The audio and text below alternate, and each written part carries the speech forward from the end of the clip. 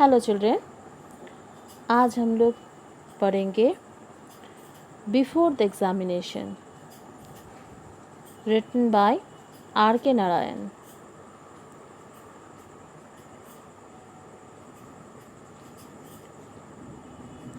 This is an extract from the popular children's book Swami and Friends by R.K. Narayan. Swaminathan, or Swami as he is called, is a 10-year-old boy who lives in a town called Malgudi.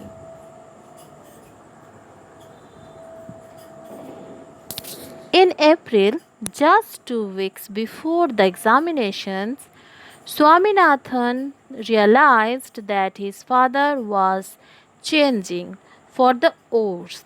He was becoming fussy and difficult. He seemed all of a sudden to have made up his mind to harass his son. If the latter, here latter is the son, Swami, wasn't chatting with Granny, he was told sharply, "Remember, boy, there is an examination. Your granny can wait, not your examination." If he was seen wandering behind his mother, he was hunted down and sent to his desk. If his voice was heard anywhere after the taluk office gong had struck 9, a command would come from his father's room. "Swami, why haven't you gone to bed yet? You must get up early and study a bit." इस story को हम लोग हिंदी में भी समझेंगे। तो ये जो है ये स्वामी एंड फ्रेंड्स से ये लिया गया है, बिफोर द एग्जामिनेशन। ये R.K. नारायण लिखे हैं, बहुत अच्छे स्टोरीज़ है। तो यहाँ पे बताया जा रहा है ये अप्रैल का मंथ था। 2 weeks बिफोर द एग्जामिनेशन से 2 weeks बिफोर क्या हुआ, स्वामी ने रियलाइज़ किया कि फादर जो है बिकमिंग फास्टी एंड डिफ़िकल्ट। फास्टी का मतलब क्या होता है, जिनको प्लीज़ करना बहुत ही मुश्किल होता है। ठीक है, you can see the word meaning here, hard to please and difficult seemed all of a sudden यानी सडनली वो क्या हो गए, have made up his mind to harass his son. जैसे कि सन को हैरास करने के लिए वो एकदम डिटरमाइन है, उन्होंने अपना माइंड बना लिया। देखो हैरास का मतलब यहाँ पे क्या लिखा है, टू एनॉय और वरी समबॉडी। ठीक है, तो अगर वो अपने ग्रैनी के साथ बात करता है तब भी पापा उसके फादर क्या बोलते हैं कि अभी तुम पढ़ लो, ग्रैनी तो वेट कर सकते हैं पर तुम्हारा एग्ज़ाम नहीं वेट कर सकते हैं। ठीक है, तो देखो ये सब तो बहुत ही कॉमन बात है, एग्ज़ाम से पहले पेरेंट्स ऐसे बात करते ही है। ठीक है, क्योंकि वो पेरेंट्स क्या होते हैं, वरीड होते हैं अबाउट योर एग्ज़ामिनेशन। तो यहाँ पे क्या बताया गया है इसके बाद कि अगर if his voice was heard anywhere after the taluk का मतलब यहाँ पे क्या है, देखो तालुक का मतलब नीचे लिखा हुआ है सब डिविज़न ऑफ अ डिस्ट्रिक्ट। ठीक है, तो यहाँ पे क्या तो अगर स्वामी का वॉइस सुनाई देता तो पापा क्या बोलते, फादर क्या बोलते कि अभी तक तुम सोए नहीं, जल्दी से तुमको मॉर्निंग में अर्ली उठना भी है और पढ़ना भी है, थोड़ा बहुत पढ़ना भी तो है ना। This was a tiring period in Swaminathan's life. Tiring period का मतलब क्या है, टायरिंग पीरियड का मतलब है टाइम्स ऑफ ट्रबल और अनहैप्पीनेस। ठीक है, ये बहुत ही एक अनहैप्पी वाला टाइम स्वामी के लाइफ में था। कौन सा टाइम, बिफोर द एग्जामिनेशन वाला time. One day he was picked enough to retort, "Why are you so nervous about my examination?" तो एक दिन देखो पिक का मतलब क्या लिखा हुआ है, arouse इंटरेस्ट और क्यूरियोसिटी। एक दिन उसको जानने का बहुत मन किया और वो अपने फादर से पूछ लिए। क्या पूछे, Why are you so nervous? मेरे एग्ज़ाम को लेके आप इतने नर्वस क्यों है? Suppose you fail, तो फादर ने क्या बोला, अगर तुम फेल हो जाओ, आई वोंट। स्वामी ने क्या बोला, नहीं हम फेल नहीं होंगे। Of course you won't if you study hard and answer well. तुम फेल नहीं होगे अगर तुम अच्छे से पढ़ाई करो, अच्छे से आंसर्स लिखो, तो तुम फेल नहीं होंगे। सपोज, ये पापा ने बताया, ठीक है, फादर ने बोले उसके, suppose you fail and all your classmates go up living you. अगर तुम फेल हो जाओ, तुम्हारे सारे क्लासमेट्स तुमको छोड़ के आगे चले जाए, leaving you behind, you can start doing just what you like on the very first your examination closes। यानी जो भी तुम करना चाहते हो वो तुम्हारे एग्ज़ाम ख़त्म होने के बाद तो कर ही सकते हो ना। Swaminathan reflected, suppose the P का मतलब यहाँ पे देखो क्या है, पी जो है, पी का नेम जो है वो है सैमुअल, उसको स्वामी पी बुलाते थे, ठीक है, सैमुअल। तो क्या बताया जा रहा है, P, money, Rajam and Shankar deserted him and occupied second day. His father was right, and then his father drove home the point. Suppose all your juniors in the 5th standards become your classmates. तो father ने drove home the point का मतलब यहाँ पे लिखा हुआ है, देखो, एम्फोसाइज एन इम्पॉर्टेंट पॉइंट। तो ये एक इम्पॉर्टेंट पॉइंट था जो फादर ने बताए थे कि अगर क्या हो गया, उसके सारे जो जूनियर्स थे 5th स्टैंडर्ड के, वो उसके क्लासमेट बन गए, यानी फेल होने से तो ऐसा होता है ना, तो वो सोच पे पड़ गए। और ये सब जो है वो स्वामी के फ्रेंड्स के नेम है, ठीक है। तो Swaminathan sat at decimals for half an hour। तो half an hour वो decimals लेके बैठा। At school, everybody seemed to be overwhelmed by the thought of the examination। School में भी वैसा ही कुछ था, सभी को एग्ज़ाम को लेके एकदम ओवरवेल्म्ड थे, ठीक है, यानी बहुत ही अफेक्टेड बाय स्ट्रॉन्ग इमोशन, बहुत ही चिंतित थे एग्ज़ाम को लेके। कौन? सारे स्वामी के friends. It was week since anybody had seen a smile on Shankar's face. क्या क्या हुआ था स्कूल में, क्या क्या चेंजेस हुए थे, जैसे कि शंकर स्वामी के एक फ्रेंड है, तो इट वॉज वीक, यानी शायद एक वीक हो गया कि शंकर के फेस पे कोई स्माइल नहीं दिखाया गया। Somu had become brisk and business like, यानी सोमू जो है वो बहुत ही बिजी हो गए। The P took time to grasp jokes and seldom made any either. P का नाम मैंने क्या बताया, सैमुअल। तो पी जो है वो बहुत ही टाइम ले रहे हैं क्या करने की, कोई जोक्स को समझने के लिए, और यानी क्या वो एब्सेंट माइंडेड है, कोई जोक सुन के वो समझने के लिए बहुत ही टाइम ले, बहुत ही कभी कभी ही वो खुद कोई जोक बोलते थे, ठीक है। तो ऐसे क्या सभी कोई नर्वस है। And as for Rajam, he came to school at the stroke of the first bell, took down everything the teacher said, and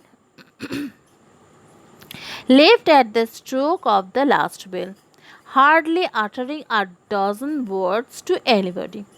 राजम कैसे बन गए? राजम एकदम बेल, जब फर्स्ट बेल होते तब स्कूल आते, एकदम लास्ट बेल में स्कूल से चले जाते, और शायद ही किसी से एक डजन भी वर्ड, यानी थोड़ा भी बात वो करते हैं। Money was beginning to look worried and took every opportunity to take Shankar aside and have his doubts that arose from time to time as he plodded through his text। तो देखो Shankar, money क्या किया, money हमेशा शंकर के side में पास रहना चाहते थे जितना भी पॉसिबल था, और जितने भी उसके डाउट्स थे जो कि टेक्स्ट पढ़ते हुए उसके मन में आते थे, तो वो सारे डाउट्स शंकर से क्लियर कर लेते थे। He dodged the steps of the school clerk.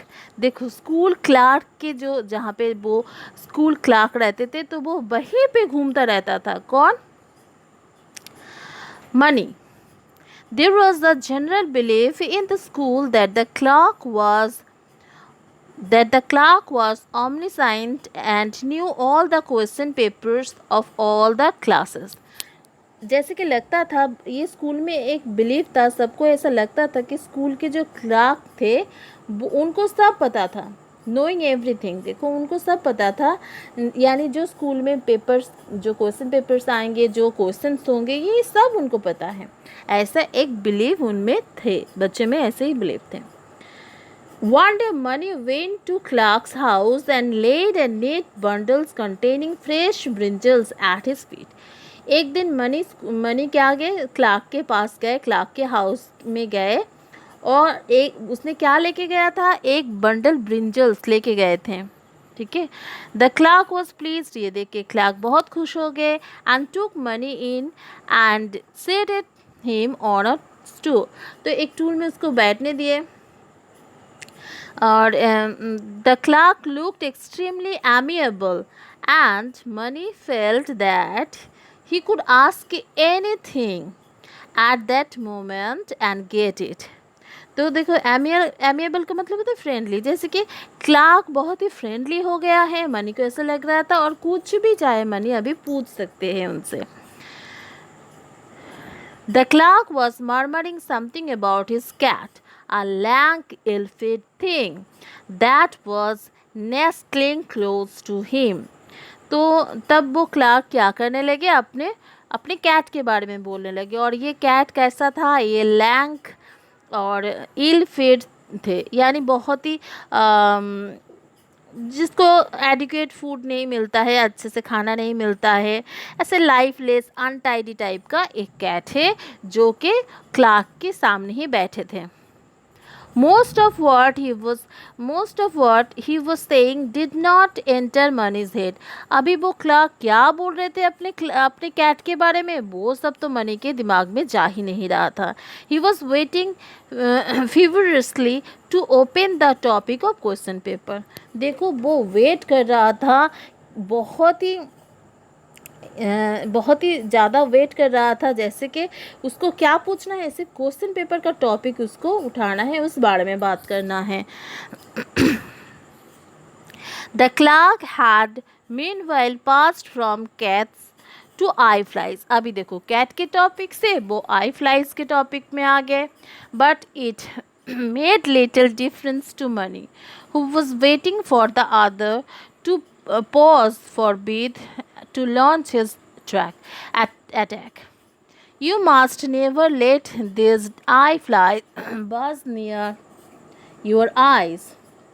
तो देखो अभी वो आई फ्लाइज के बारे में बात करने लगे और मनी बहुत ही वो एकदम इंतज़ार कर रहा था कब वो अपना बात बोल सके, कब वो एकदम डायरेक्ट टॉपिक में आ सके क्वेश्चन पेपर के बारे में.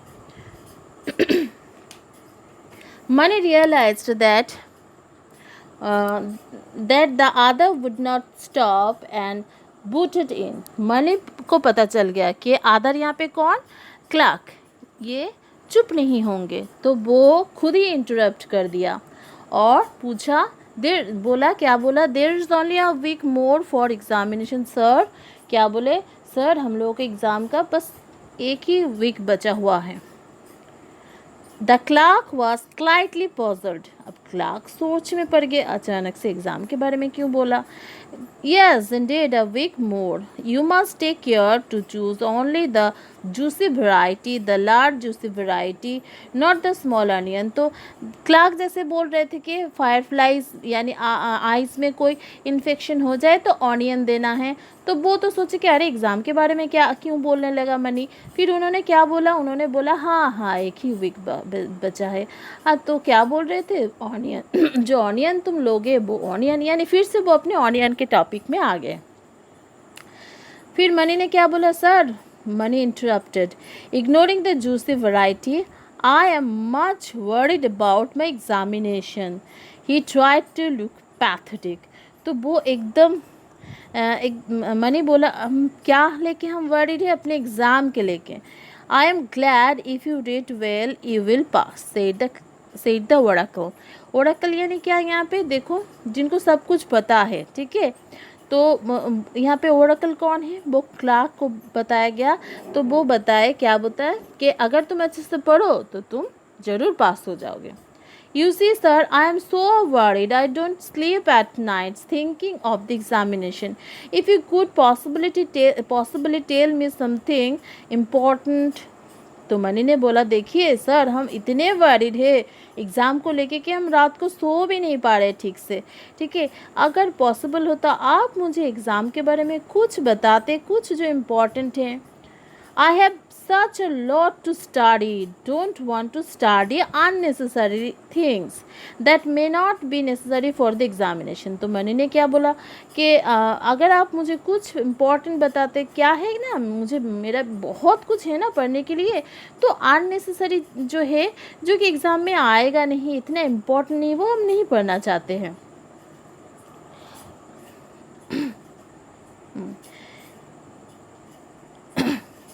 unnecessary necessary for not be necessary for the examination. He meant thus the clerk understood what he was driving at, but said just read। देखो अभी ना क्लार्क को समझ में आ गया था कि एक्चुअली में बोलना क्या चाहते हैं मनी। तो उन्होंने क्या बताया, just read all your portion and you will pass. तुम्हारा जितना भी पढ़ाई है सब तुम पढ़ लो, बस तुम पास हो जाओगे। Mani realised that diplomacy was not his line. He asked bluntly, please tell me sir, what question are we getting for our examination. अभी मनी बोला कि नहीं, ऐसे करके डिप्लोमेसी यानी क्या, देखो यहाँ पे लिखा हुआ है, डिप्लोमेसी का मतलब skill in dealing with people in difficult situation without upsetting और ऑफेंडिंग देम। यानी ऐसे करके बात करना जिसमें किसी को भी दुख ना लगे, ठीक है, ऐसे। तो फिर मनी सोचा नहीं, ऐसे करके बात करके नहीं होगा, डायरेक्ट पूछते हैं। तो मनी ने डायरेक्ट पूछा कि बोलिए क्या एग्ज़ाम में आ रहा है, कौन सा क्वेश्चन आ रहा है। The clerk denied having any knowledge of the question papers. Clerk ने बोला कि मुझे तो कुछ नहीं पता है क्वेश्चन पेपर के बारे में। Money flattered him by asking if he did not know the questions, who else would? Money ने क्या किया, मनी बोला नहीं, अरे आपको नहीं पता होगा तो किनको पता होगा। By just a little more of the same judicious flattery, the clerk was moved to give what Money believed to be valuable hints. इतने ज़्यादा उनका तारीफ़ कर रहे थे मनी, तो फिर क्लार्क ने क्या किया, क्लार्क ने कुछ ऐसा हिंट्स दिए जो कि मनी को इम्पोर्टेंट लग रहा था, मनी सुनना चाहते थे। In spite of the fact that he did not know what the first form text were, the clerk ventured to advise said in a careful way। देखो तो फिर क्लार्क ने बहुत केयरफुली वे में क्या बताए, क्या एडवाइस दिए मनी को। You must pay particular attention to geography. Geography तुमको बहुत अच्छे से पढ़ना है। Maybe you will have to practise map drawing a lot. Map drawing तुमको बहुत अच्छे से करना है। And in arithmetic make it a point to solve at least 5 problems every day. मैं एरिथमेटिक में तुम हर रोज़ 5 प्रॉब्लम सॉल्व कर लो। तो फिर क्या होगा, तुम एरिथमेटिक बहुत अच्छे से कर पाओगे।